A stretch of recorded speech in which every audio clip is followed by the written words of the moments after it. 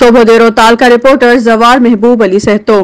Sindh social forum जे team जी सफ़ाई मुतलिक रखियल ख़बर जो पीपी तालका सदर एडवोकेट एजाज अहमद खोड़ो जिन नोटिस वरतो ऐं टाउन ऑफिसर सोभोदेरो के सख्त हिदायतूं ॾिनियूं, जंहिं नतीजे में काल्ह खां वठी सफ़ाई जारी आहे।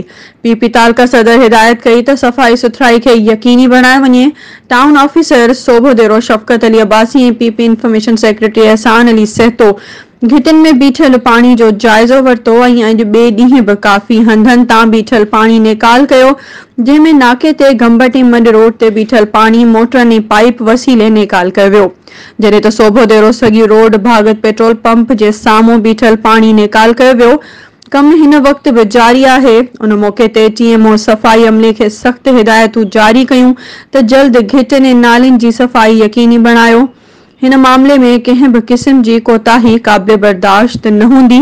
जेको मामलो गैर हाज़िर रहियो उन खिलाफ कदम खणबो। 48 कलाकनि में शहर साफ़ सुथरो हुजणु घुर्जे। टीएमओ सोभोदेरो जूं सफ़ाई अमले के सख्त हिदायतूं जारी।